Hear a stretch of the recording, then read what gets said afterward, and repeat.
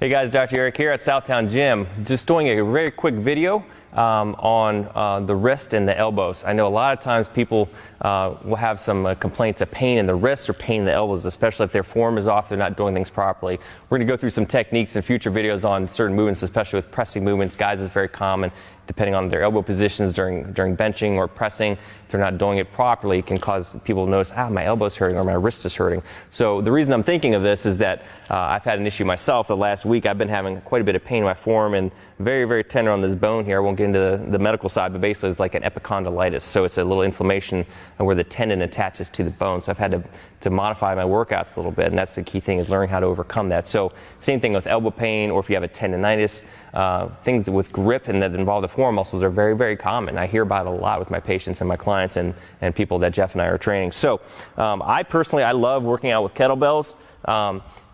Because it works it from a different angle. Now the thing of it is, because the weight is loaded more posteriorly when you're doing something, you tend to have more of that wrist flexion and working those flexor muscles. So for me, that was not what I wanted. So I had to switch to working with some barbells.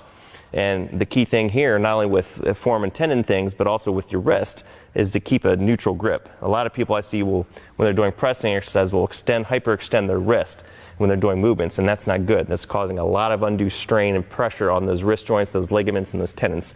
So you want to focus on a neutral grip. The other thing is to do a thumbless grip. Instead of wrapping the barbell, you kind of use a thumbless grip like this and a straight wrist. Believe it or not, just that little movement of the thumb releases some of that tension, puts a little less stress on the forearm musculature.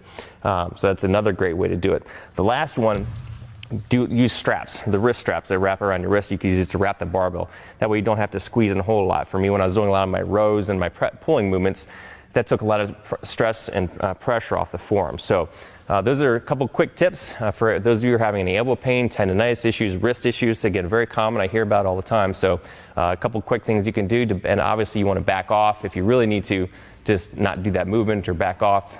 Go lighter and easier that week if you have to. But if you're able to, if it's not causing too much discomfort, it's just a mild soreness, these are some modifications. But if it's still hurting, even with these modifications, just stop doing it and give your body time to heal. So hope you enjoyed that quick tip from Dr. Eric, and we'll see you guys next time.